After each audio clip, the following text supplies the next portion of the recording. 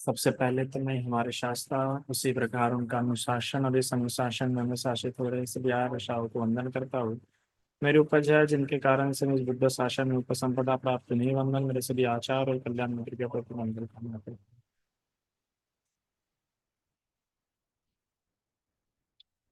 तो जिस प्रकार से मेरे प्रश्न में चल रहा है, अभी हमारा तीसरा परिचय शुरू हो रहा है। आज हम जानेंगे कि कर्म की भिन्नता किस प्रकार से असर गिराती है। सबसे पहले प्रश्न में यह पूछा गया है कि हमारे जो पांच आयतन हैं, कौन से हमारे पांच आयतन हैं? आँख, कान, नाक, जीवा और त्वचा। तो जो पांच आयतन है, ये पांच आयतन हमें जन्म के स्वरूप प्राप्त होते हैं। जब हम जन्म ग्रहण करते हैं तो हम अपने आप में इन पांच आयतनों को पाते हैं। अब हम ये भी देखते हैं कि ये पांच आयतन हमें जन्म के कारण से मिला है, क्योंकि हमारा जन्म हुआ है, शरीर जन्म हुआ है, तो ये पांच आयतन है। पर ये पांच आयतन प्राप्त होने का कारण जन्म नहीं है। ये बात समझ लीजिए। ये पांच आयतनों जो हमें प्राप्त हुए, इसका मुख्य कारण है हमारे कर्म और हमारे विविध कर्म, भिन्न भिन्न कर्म। किसी एक कर्म के कारण से हमें पांच आयतन प्राप्त नहीं हुए।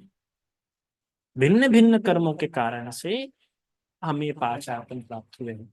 वरना आप देखिए, कोई जन्म से ही अंधा होता है, देख नहीं पाता है।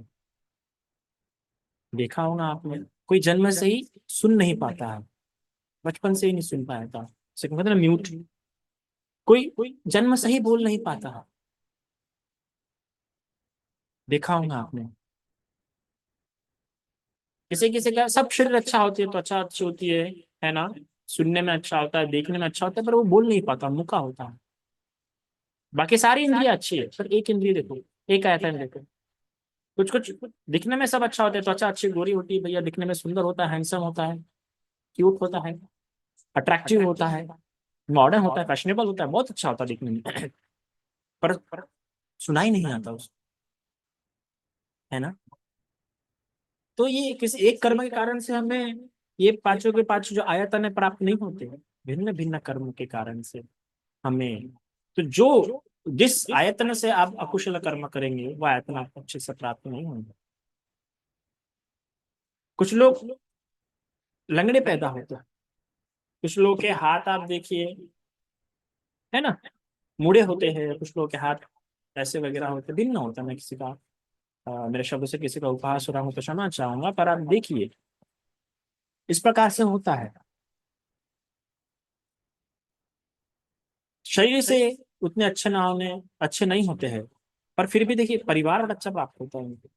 केयरिंग फैमिली, ध्यान रखने वाली फैमिली मिलती है ना। अच्छा परिवार, अच्छा घर, बाकी सब अच्छा मिलता है, पर किसी का शरीर अच्छा नहीं हो पाता है, किसी की त्वचा अच्छी नहीं हो पाती है, किसी को सुनना नहीं आता, किसी कोई बोल नहीं पाता, कोई देख नहीं पाता, पर बाकी सारी अच्छी होती है। तो पुण्यवान इंसान है, ऐसा नहीं कि नहीं पुण्यवान है, तभी तो उसे मनुष्य जीवन प्राप्त हुआ है, मनुष्य जीवन में सुख प्राप्त हुआ है। भले एक इंद्रिय का सुख नहीं होगा, पर बाकी इंद्रियों के सुख है, बाकी आयतनों के सुख है, बाकी आयतन अच्छे है उसके। क्योंकि शायद से पूर्व जन्म में हो सकता है, जाने अनजाने में कर्मों का ज्ञान नहीं होगा।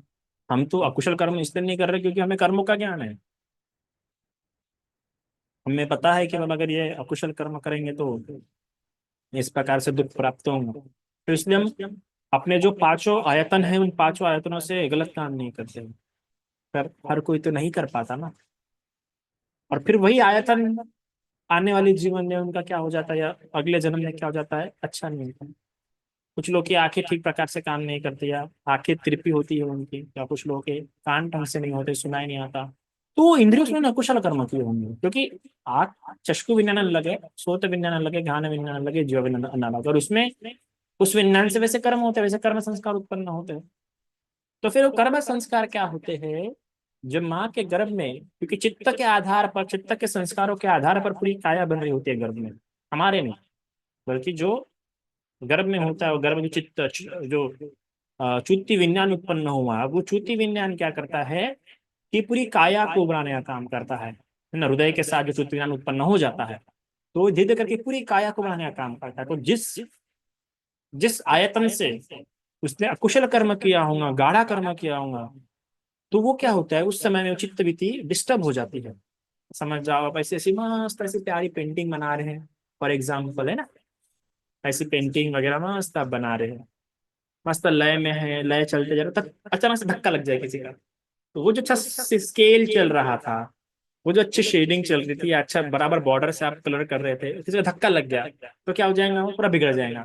तो उसी प्रकार से जब चित्त विधि भी ऐसी कृति होती है, मतलब चल रही होती है, पर कोई संस्कार गाढ़ा होता है, तो जब जब चशकू बना रहा होगा चित्त विधि, तब क्या हो जाता है कि चित्त विधि डिस्टर्ब हो जाती है संस्कार के कारण, गाढ़े संस्कार के कारण, प्रॉपर वाइब्रेट नहीं होती है ना। एक होती है मस्त बराबर एक ट्यूनिंग में चलना, है ना, सब आप कभी बजाते होंगे, कि बर्तन वगैरह बजाते होंगे, देखते हैं ना कितनी प्यारी रेजोनेंस होता है उसका, कितना प्यारा ट्यूनिंग होता है। और कभी रपक से बजा दिया तो वहीं पे क्या ट्यून ऊपर नीचे हो जाती है। तो उसी प्रकार चक्षु विन्यास, उसी प्रकार चित्त विधि भी इस प्रकार अच्छी प्रकार लय में बराबर चल रही होती है। पर किसी आयतन से अगर गलत काम किया होगा, भारी कर्म किया होगा, अकुशल कर्म किया होगा, संस्कार गाढ़ा होगा, तो उस वो आयतन बनाते समय क्या हो जाता है, चित्तवृत्ति भटक जाती है, चित्तवृत्ति खराब हो जाती है, तो फिर वहां पे वो आयतन खराब हो जाता है। उदाहरणार्थ पुरुषों में देखो या स्त्रियों में देखो, जो बड़े कामुक होते हैं, है ना, जो संतुष्ट नहीं रहते अपने प्रेयसी में, अपने प्रेमी में, है ना, जो बड़े बाहरी देखते रहते हैं, बाहरी आकर्षित होते हैं, काम वासना में गिरे पड़े हैं, तो अगर समझो किसी पुरुष के आगे से कोई लड़की जाए तो किस प्रकार देखता रहेगा, जा रही है, या कि स्त्री के आगे से कोई पुरुष चला जाए तो किस प्रकार से आंखें करके देखता है। भले ही अपनी प्रेयसी के साथ होगा, वो अपनी पत्नी के साथ होगा, उसकी पत्नी भले ही कितनी सुंदर क्यों ना होंगी, उसका पति भले ही कितना सुंदर क्यों ना होगा, पर फिर भी कुछ कुछ लोग होते हैं, देखते रहे सामने से कौन जा रहा है कितना सुंदर है, और कुछ लोग तो बड़ी गंदी नजर से देखते हैं। तो देखो आंखों से गलत काम कर रहा है वो, किस प्रकार अकुशल संस्कार, काम संस्कार, काम भव वो जगा रहा है, काम के संस्कार जगा रहा है आंखों से, तो इसलिए देखो भी गाढ़ा संस्कार हो जाएगा ना, क्योंकि वो क्या कर रहा है, कामेषु मिच्छाचारा, कामेषु मिच्छाचारा, कामेषु काम युक्त विचार कर रहा है आंखों से, है ना, अपनी शादीशुदा है या फिर इंगेज है किसी के साथ, और मे बी रिलेशनशिप में है, पर फिर भी देखो, तो जब किसी और को देखते हैं, किसी और में मन रमाते, गलत तरीके से देखते हैं, गलत तरीके से उसको निहारते हैं, या उसको वैसा डराते हैं अपनी आंखों से, है ना, या वैसे सिड्यूस करते हैं, हम उसको आकर्षित करते हैं, तो फिर वो संस्कार बड़ा गाढ़ा हो जाता है, और फिर वही, है ना, तो ये अच्छा नहीं है। तो फिर उसकी आने वाले जन्म में आंख अच्छे नहीं होते। फिर कोई कोई गलत शब्द सुनने में बड़ी रुचि लेता है, लोगों के गलत कार्य जानने में बड़ी रुचि लेता है, अरे उसने क्या किया बता तो सही, अरे इसने क्या किया बताओ तो सही। और कुछ लोग होते हैं ऐसे, मैंने बड़े देखे, अच्छे से देखे, बड़े ऐसे लोग, पता नहीं अलग ही उनमें एक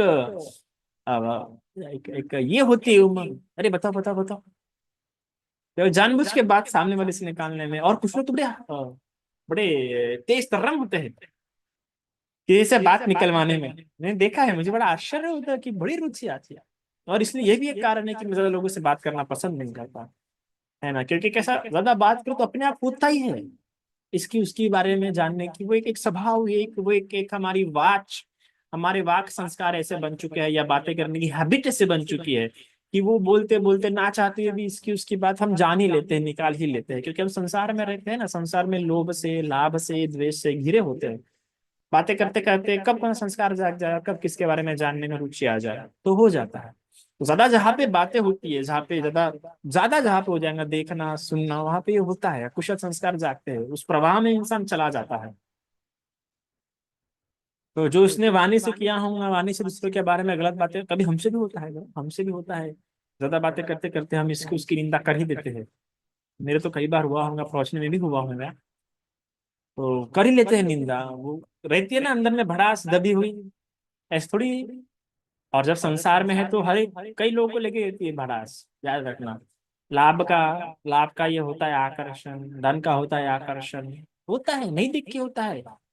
जो हम देखते हैं कि अरे मैं इतना मेहनती इंसान हूँ और वो उतना मेहनती इंसान नहीं है, फिर भी उसको लाभ प्राप्त हो रहा है, फिर भी उसको यश प्राप्त हो रहा है, फिर भी उसकी प्रशंसा कर रहे हैं, फिर भी उसकी तरक्की हो रही है, तो फिर तो पक्का, फिर आप सत्पुरुष नहीं रह पाएंगे, फिर आप अच्छे इंसान नहीं रह पाएंगे।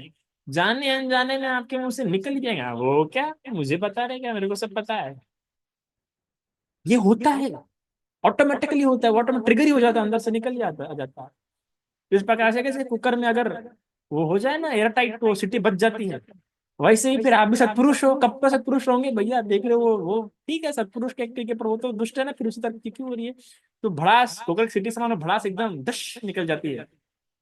तो होता है बड़ा, उसमें भी होता है। तो फिर जब वाणी से करोगे आप कुशल, तो फिर किसी का मुंह अच्छा नहीं होता है। अभी आपने देखा होगा कई सारे नेट पे आपको फोटोज मिल जाएंगे, अगर आप गूगल सर्च करेंगे, है ना, तो आपको बहुत मिल जाएगा उस विषय में। कोई कैसे आंखों से, किसी का मुंह पूरा ऐसा एकदम नीचे ऐसा ऐसा ऐसा पूरा, यहाँ से पूरा मांस ऐसे नीचे तक लंबा होता है, वगैरह वगैरह, अलग अलग होता है। क्योंकि हर जो हमारा आयतन है, आंख है, जीवा है, त्वचा है, ये अलग अलग कर्मों से हमें प्राप्त हुई है। इसलिए आंखों से अच्छा ही कर्म करो, किसी को बुरा मत देखो, और बुरा देखने की कल्पना भी मत करो। कानों से अच्छा ही सुनो, बुरा मत सुनो। अगर वर ही मांगना है किसी से, तो ऐसा वर मांगो कि मुझे कभी अप्रिय शब्द सुनने ना मिले, मुझे कभी किसी निंदा सुनने ना मिले, है ना, मेरे मुंह से कभी किसी के लिए अप्रिय शब्द ना निकले। ऐसे संकल्प करो। मैं कभी किसी अप्रिय घटनाओं को देखूं ना, है ना, किसी को दुष्ट नजरों से देखूं ना। ये ये संकल्प करो अपनी ये पांच आयतनों के प्रति, है ना। चक्षु ना सोवरो साधु, साधु सोते न सोवरो, गाने न सोवरो साधु। ये बड़ा बड़ा बड़ा मंगलकारी होता है, बड़ा साधुमय दृश्य होता है वो, बड़ा साधुमय गुण होता है वो, और बड़ा अच्छा गुण होता है वो। जो व्यक्ति अपनी आंखों को संयमित रखता है, जो अपने व्यक्ति अपनी आंखों का बचाव करता है, अपने आंखों पे संवर करता है, अपनी जीवा पे संवर करता है, अपने कान पे संवर करता है, बहुत अच्छा होता है। पर कुछ कुछ में होता है कि उम्र के हिसाब से कुछ कुछ संवर है, जैसे अगर अब मेरी उम्र में है तो आप बोलोगे जीवा का संवर तो बड़ा मुश्किल हो जाता है मेरी उम्र में, है ना। नौजवानी में आंखों का संवर बड़ा मुश्किल होता है, पर वही होता है ना कि उस उम्र फिर उसी इंद्रिय से, उसी आयतन से सदा कुशल कर्म होते हैं, है ना। तो इसलिए जब वो उम्र है संयम करने की, तब कर लो, तो उसके आने वाले समय में बड़ा फायदा होगा। जिसने अपने जवानी में खाने पर संयम किया होगा, बुढ़ापे में पाचन की समस्या उसे होंगी नहीं, और जिसने नहीं किया तो पाचन की समस्या अच्छी होंगी। तो जीवा पे जब संवर करना तब कवर करो, बुढ़ापे में संवर करके फायदा ही रहेगा ना। फिर तो पाचन का रोग, एक बार रोग हो गया तो फिर क्या फायदा। तो ये बात समझो कि अगर आपके जीवन में किसी प्रकार में किसी आयतन के प्रति कोई दुख हो रहा है, त्वचा के प्रति या फिर पेट का कोई, या किसी का कोई रोग हो रहा है, तो जान लो कि मेरा इस आयतन में संयम नहीं रहा होगा पूर्व जन्म में या इस जन्म में। पेट खराब हो रहा है तो समझ लो भैया कि जीवा पे संयम नहीं रहा हूँ, है ना। तो संयम आवश्यक है कि हर पांचों के पांचों इंद्रिय आपको भिन्न भिन्न कर्मों से प्राप्त होंगी। जैसे कि अगर आप एक ही खेत में भिन्न भिन्न बीज बोओगे, तो क्या होने वाला है, खेत भले ही एक हो, जमीन भले ही एक हो, पूरी पूरी जमीन एक होंगी, पर आपने उसी एक ही जमीन पे, एक ही इस पे आपने अलग अलग बीज बोए हैं, तो क्या होने वाला है, भले ही जमीन एक हो, पर बीज आपने अलग पे, आम के बीज बोए हैं, कई अंगूर के बीज बोए हैं, कई सीताफल के बीज बोए हैं। जमीन तो एक है, पानी भी सबको एक दे रहे हैं, जमीन भी सबको एक दे रहे हैं, खाद भी एक ही डाल रहे हैं, पर देखो बीज अलग होने से क्या हो रहा है, पौधे भी अलग अलग आ रहे हैं, पेड़ भी अलग अलग आ रहे हैं। तो उसी प्रकार मनुष्य लोक में कहीं भी जा रहे हो, पर इंद्रिया अलग अलग कर्म, हर एक इंद्रिय से अलग कर्म होता है ना। आंख से अलग कर्म होता है, कुछ लोग अपनी आंखों से डराते हैं, कुछ लोग अपने शब्दों से डराते हैं, है ना। तो जैसे आयतनों का अपना इस्तेमाल करोगे, फिर वैसा विपाक स्वरूप आपको क्या होता है, भोगना पड़ता है।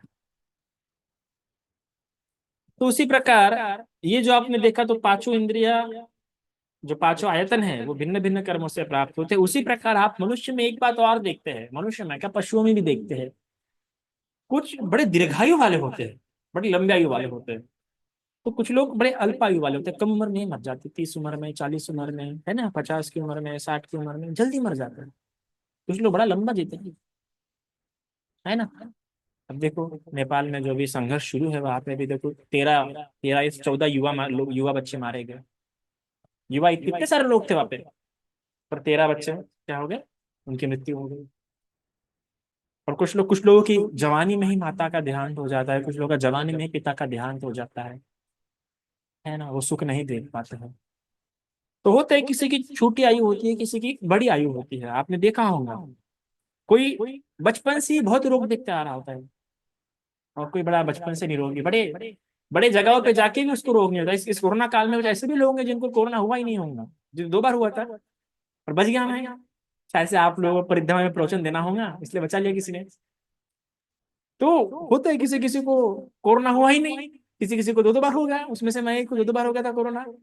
जी मस्त आराम से जिया मैं तो, खाए पीने में कोई कमी नहीं हुई उस समय तो, बिल्कुल भी खाने पीने में कमी थी नहीं। बड़ी प्यारा प्यारा पेस्ट्रीज, डोसा, इडली, नए नए dishes, south Indian dishes, western dishes मुझे खाने के लिए मिले, क्योंकि मेरा विहार सिटी में था और आजू बाजू में कई सारे घर थे। तो लोग भी बड़े अच्छे, दो की श्रद्धावान, घर में जो ही बना अरे बंदे को जाके जरूर देंगे। तो उन्होंने बड़ा पुण्य कमाया होगा, तो मुझे बड़ा खाने मिला मेरे पुण्य के कारण, उनके भी नए पुण्य बने।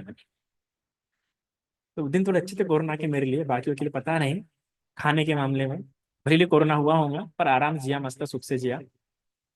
तो कुछ कुछ लोगों को कोरोना हुआ ही नहीं। कोरोना के काल में भी कुछ लोगों को कोरोना नहीं हुआ, और कुछ लोगों को हुआ। तो कुछ लोग होते हैं कि जीवन भर निरोगी रहते हैं, बड़े स्वस्थ रहते हैं, कहीं भी जाए कुछ होता ही नहीं। अब आपको पता होगा कि रामदेगी, जहाँ पे ज्ञान ज्ञान ज्योति भंते थे, जिस पहाड़ी पे, तो मोस्ट ऑफ लोग जो भंते लोग वहां पे जाते हैं रहने के लिए, मोस्ट ऑफ लोग जब वहां से वापस आते हैं तो मोस्ट ऑफ लोग को मलेरिया होता है। मुझे आज तक नहीं हुआ, वहां पे गया और आगे होना भी नहीं चाहिए। तो होता है, तो कुछ लोगों का शरीर बड़ा अच्छा होता है, तो ये पुण्य के बल से है। कुछ लोग जीवन भर निरोगी रहते हैं, और कुछ लोग बात बात पे रोगी होते रहते हैं, बात बात पे बीमार होते रहेंगे। कुछ कुछ लोगों को जीवन भर डिप्रेशन देखना पड़ता है, कुछ लोगों को जीवन भर मानसिक तनाव देखना पड़ता है, कुछ लोगों को जीवन भर रोग, किसी को वात हो जाता है, आपको पता है वात की कितनी कितनी बड़ी समस्या है। किसी को शुगर हो जाता है, अब ये शुगर तो जीवन भर की समस्या है, वात जीवन भर की समस्या है ना। फिर कुछ को कैंसर, कैंसर तो सबसे खतरनाक है, उसका कीमोथेरेपी तो इंसान पूरा जला देता है इंसान अंदर से। तो कितना भिन्न है ना। तो आश्चर्य की बात है ये। तो कोई बड़ा सुंदर होता है, तो कोई उतना सुंदर नहीं होता है। कुछ लोग बड़े सुंदर होते हैं, देखो आप, बड़े बड़े आकर्षक होते हैं, उनकी त्वचा देखो बड़ी आकर्षक होती है, बड़ी चमकीली त्वचा होती है उनकी। कुछ लोग की आंखें बड़ी सुंदर होती है, देखा होगा ना आपने। बड़े आंखें, कुछ लोगों के बड़े बोल के आंखें होते हैं, आंखें बड़ी बोलती है कुछ लोगों की, आंखों से आकर्षण होता है कुछ कुछ लोगों के। कुछ लोगों का नाक बड़ा अच्छा होता है, अक्सर पहले के जमाने के लोग बोलते हैं मायामणी ते नाक मस्त आहे, तर ते होते असते वेगवेगळं। आता मला खूप आशाच वाटते हो खरं, म्हणजे लोक पण काय काय बघतात तू, म्हणते तुझा नाक मस्त आहे, तुमचं हे मस्त आहे। अरे बाबा हे कसं, म्हणजे तुम्ही पुरा चेहरा बघा ना, काय कोणी नाक बघतात, कोणी डोळे बघते, कोणी कान बघते, डोळे समजू शकतो नाही तुला, डोळे बोलके असतात, डोळे दिसतात, डोळे, पण कोणा कोणी नाक बघतात, कान बघतात, अरे बाबा बाबा। पण ते पुण्याचा प्रभाव आहे। तो किसी का नाक अच्छा होता है, किसी का ये अच्छा होता है, दिखने में कोई बड़ा सुंदर होता है, तो पूर्ण रूप सुंदर होता है। आप देखिए बड़ा परफेक्ट जो शेप है, परफेक्ट चेहरा, परफेक्ट फेस स्ट्रक्चर, नोज से लेकर त्वचा लेकर, तो वो लोग दिखने बड़े सुंदर होते हैं। और कुछ लोग बड़े प्रभावी होते हैं, कहीं भी जाए उन्हें पर्सनैलिटी होती है, जन्म से लेके आए कि भैया जहां पे पैर रखेंगे लोग उन्हीं को देखेंगे, उन्हीं के पास आकर्षित होंगे। कुछ लोग बड़े टैलेंटेड होने पर भी इतने आकर्षित नहीं होते, तो आकर सुंदरता एक अलग बात हो जाती है। कुछ लोग सुंदर होकर बड़े आकर्षित नहीं होते, और कुछ लोग सुंदर नहीं होकर बड़े आकर्षित होते हैं। देखा ऐसे कई सारे काले लोग होंगे, सावले लोग होंगे, जैसे हमारे एक भंते जी है, सावले है, काले है रंग में, पर हम ज्यादा आकर्षित है। देखो हम गोरे होकर भी आकर्षित नहीं हो समान। तो होता है रंग से कोई आकर्षण, आकर्षण एक अलग गुण है, सुंदरता एक अलग गुण है। मुझे बड़ा आश्चर्य होता है कभी कभार खुद, अरे मैं इतना गोरा हूँ, इतना अच्छा हूँ दिखने में, फिर भी भंते ज्यादा आकर्षक है।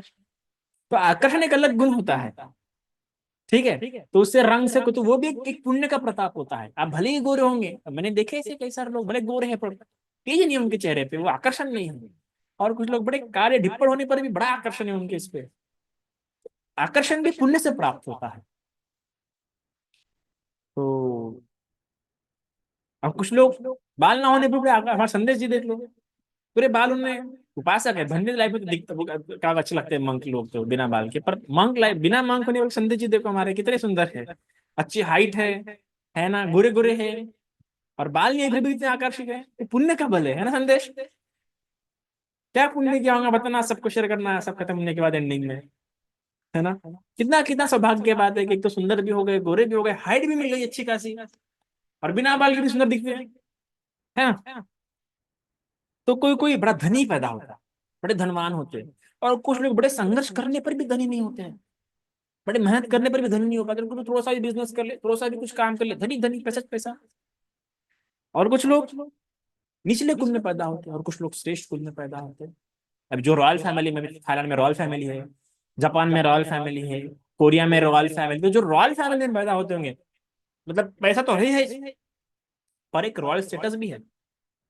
एक रॉयल स्टेटस अलग होता है ना। अभी कुछ भी बोल लो आज, जातिवाद नहीं है, पर फिर भी कहीं ना कहीं ब्राह्मण लगता है ना, अरे हम तो भाई ब्राह्मण हैं। कहीं ना कहीं एक फीलिंग तो आती होगी ना भाई, हमारा ब्राह्मण जाति में हुआ है जन्म, तो एक फीलिंग आती होंगी। कुछ लोग लगता है अरे हम तो भैया सिंधी है। तो एक एक होता है, उसका भी एक बेनिफिट होता है कि एक अंदर से एक कॉन्फिडेंस होता है, सुपर कॉम्प्लेक्सिटी होती है। तो ये होता है, तो ऐसा क्यों? तो मेन प्रश्न में बड़ा प्यारा जवाब दिया है, वही कर्म।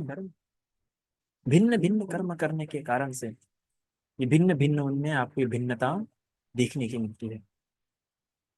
जैसे कि जैसा बीज होगा वो वनस्पति आएंगे।